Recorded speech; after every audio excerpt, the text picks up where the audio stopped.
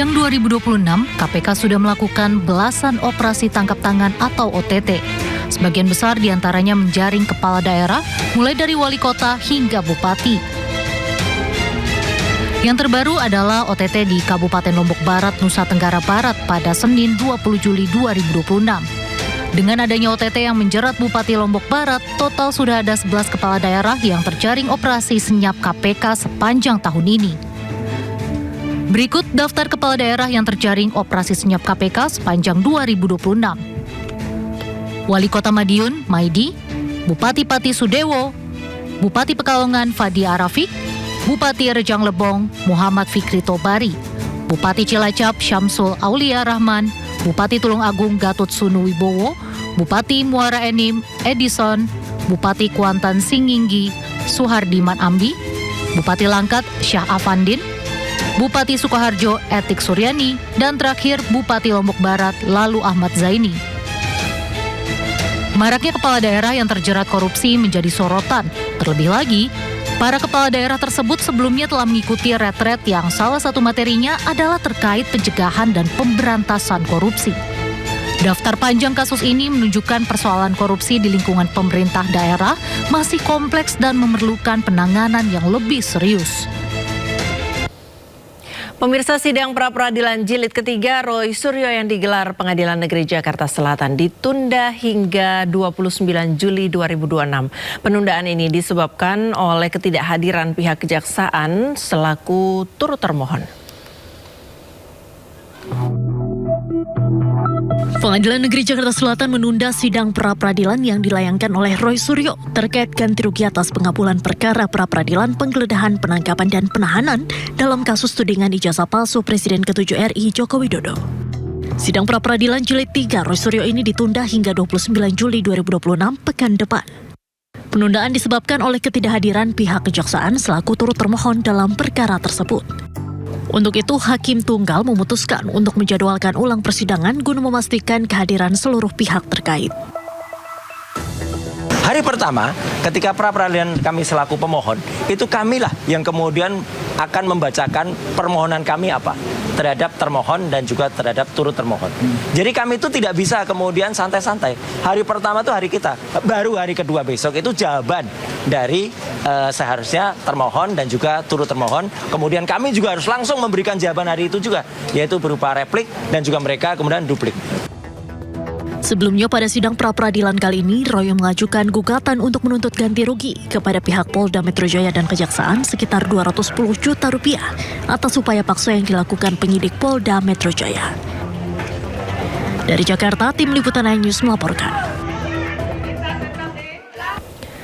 Perjalanan hukum Roy Suryo dalam perkara dugaan fitnah dan pencemaran nama baik terkait polemik keaslian ijazah Presiden RI ke-7 Joko Widodo menghasilkan 2 putusan pra-peradilan dengan hasil yang berbeda. Sedangkan pra-peradilan kedua diputus kalah.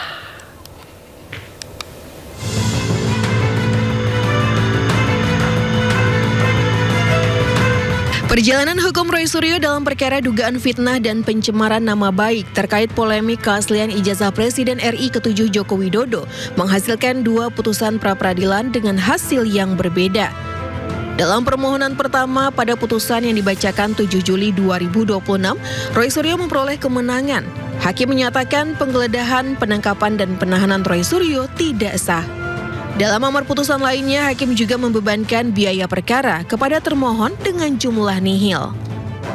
Tentu saja, sama seperti tadi yang Bang Refli sampaikan, kita yang pertama patut bersyukur kepada Tuhan Yang Maha Kuasa, Allah Subhanahu wa Ta'ala, yang telah dengan secercah harapannya memberikan kita semangat, memberikan kita asa, memberikan kita niat untuk memperbaiki hukum negeri. Ini hukum bukan untuk saya, bukan untuk Roy Suryo dan tim kuasa hukum Tokham yang hari ini mendampingi saya, tetapi adalah untuk kita semuanya. Namun dalam pra-peradilan kedua yang digelar 20 Juli 2026, Roy Suryo harus menerima kekalahan. Hakim Tunggal Sidang Pra-peradilan Roy Suryo I Ketut Darpawan memutuskan menolak seluruh permohonan pra-peradilan kedua Roy Suryo. Hakim menilai Roy Suryo sengaja memecah satu persatu dan menyalahgunakan pra-peradilan dengan tujuan menunda pokok perkara. Dengan demikian, penetapan status tersangka Roy Suryo sah. kita hormati putusan ini, dan tentu kalau ditanyakan pada Mas Roy, apakah Mas Roy siap untuk pokok perkara? At any time kita siap.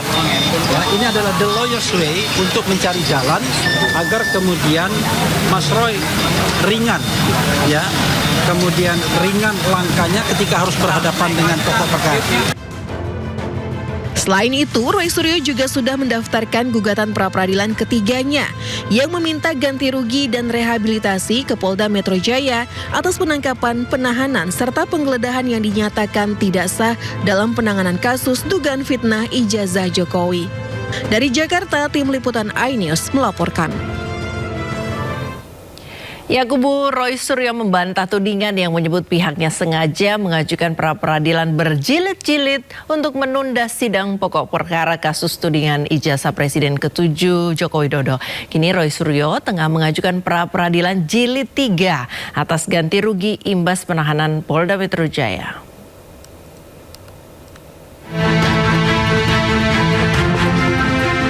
Kuasa hukum Roy Suryo, Refli Harun, menanggapi tuduhan bahwa pihaknya sengaja menunda-nunda pokok perkara kasus tudingan ijazah palsu Presiden ke-7 Joko Widodo.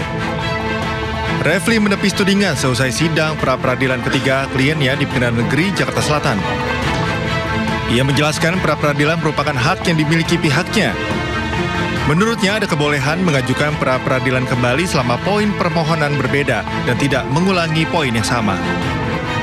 Kami tidak ingin menyerang siapapun, tapi kalau kami dikatakan menunda-nunda, ya kalau dalam fakta hari ini yang menunda itu bukan kita. Nah itu. Penundaan terjadi 1 pekan kemudian karena ketidakhadiran turut termohon dalam hal ini Kejaksaan Negeri yang juga akan menjadi penuntut kalau misalnya masuk perkara pokok. Tapi selama item permohonannya itu berbeda, itu adalah hak. Hak itu bisa kita ambil, bisa tidak. Tidak boleh ada siapapun yang kemudian mengatakan hak itu tidak boleh digunakan dengan prejudice gitu ya. Sementara itu, kuasa hukum Jokowi Rifai Kusumanegara menilai kubu Roy Suryo sengaja mengulur-ulur waktu dengan mengajukan gugatan pra-peradilan berjilid-jilid. Ia menilai langkah itu hanya membuang waktu karena gugatan tersebut membuat sidang pokok perkara tak kunjung digelar.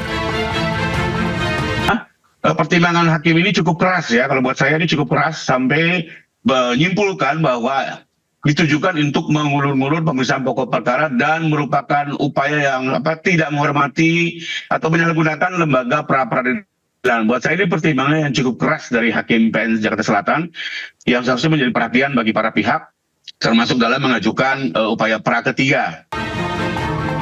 Sidang pra-peradilan jilid 3 yang diajukan kubu Roy Suryo atas ganti kerugian imbas penahanan Polda Metro Jaya ditunda hingga pekan depan karena pihak kejaksaan tak menghadiri persidangan. Dari Jakarta, Tim Liputan iNews melaporkan. Pemirsa, Pengadilan Negeri Jakarta Pusat kembali menggelar sidang gugatan terkait keabsahan legalisir ijazah Joko Widodo dengan agenda mediasi ketiga. Sejumlah rektor UGM yang menjadi tergugat memilih untuk tidak hadir. Gugatan terkait keabsahan legalisir ijazah Joko Widodo memasuki agenda mediasi ketiga. Dalam kesempatan ini, Rektor UGM Ova Amelia, Profesor Naim, dan Profesor Budiadi selaku tergugat 7 hingga 9 tidak hadir. Sikap mereka yang memilih absen baik secara offline maupun online dinilai tidak mempunyai itikat baik untuk menyelesaikan persoalan. Pimpinan fakultas yang melegalisir ijazah. Nah, legalisirnya ada 2 lagi, yaitu Prof. Naim yang melegalisir ijazah tahun 2005, 2010, 2012, 2014, dan Profesor Budiadi yang melegalisir ijazah tahun 2019.